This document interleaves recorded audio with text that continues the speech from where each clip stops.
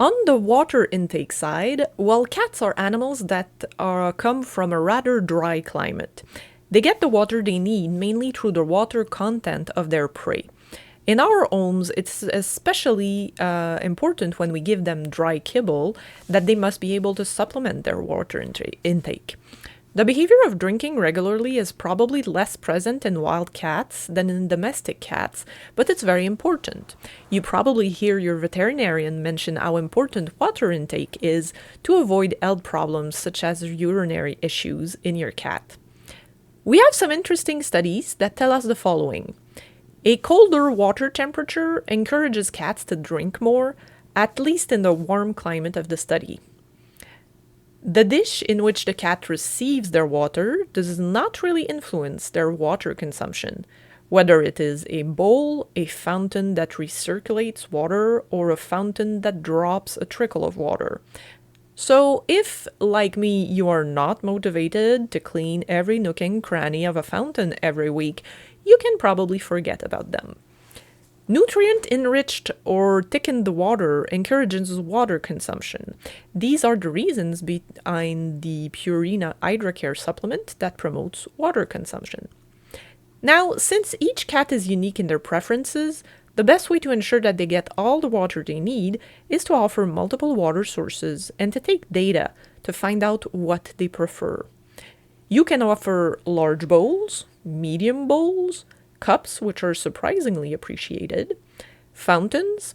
You can put these on the floor. You can put your containers on a raised surface so that they are perched. And so I will share with you some home experiments that I've done over the past few years. The first experiment was done to determine what each of my cats' preferences were regarding the containers in which I served water. I used motion-detecting security cameras and collected the data in Excel. There was a cup, 2 sizes of metal bowls, and a new plastic fountain. Miley favored the cup, while Miloman favored the fountain.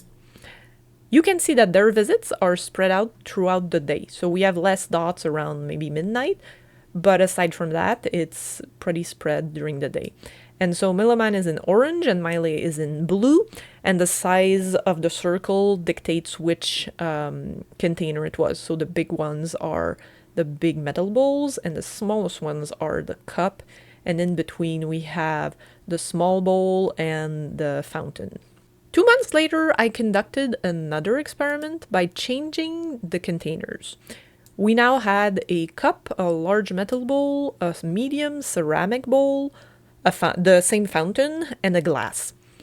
This time, no one, including Leah, who had now joined the experiment, used the fountain.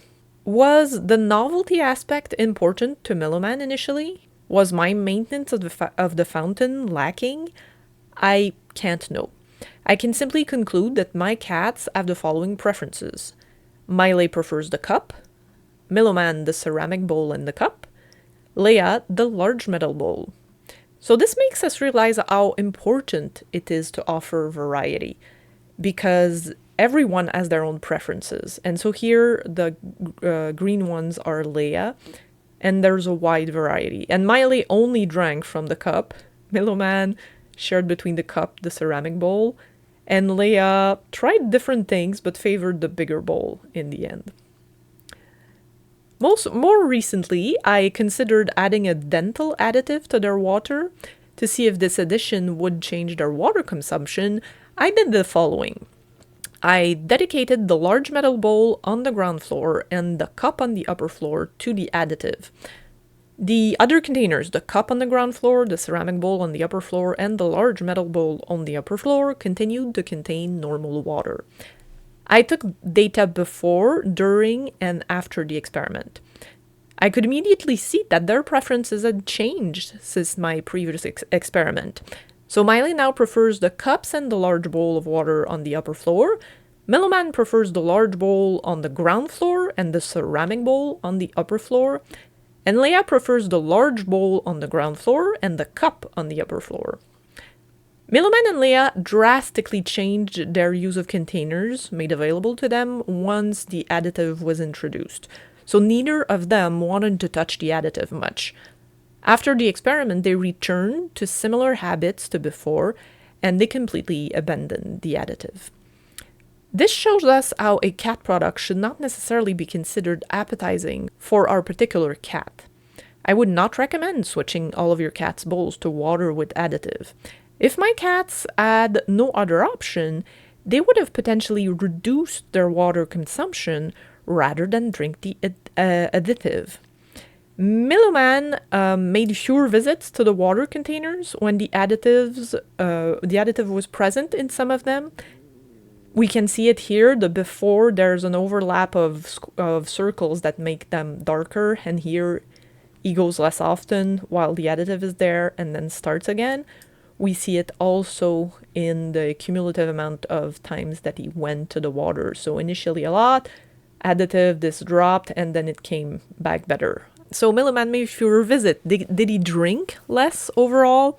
I can't say because I don't have bowls with smart scales. Since the additive containers were right next to the normal containers, if Miloman was disgusted by the smell of the additive, it's possible that he preferred to drink as little as possible, spend as few minutes there as possible.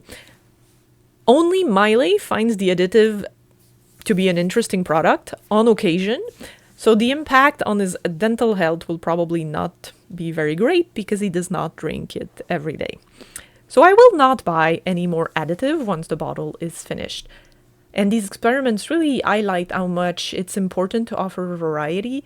So increasing water intake can be done by different means, but one of them is probably increasing variety. Don't neglect the importance of water consumption for your cat. Drinking regularly is a typical behavior of their species.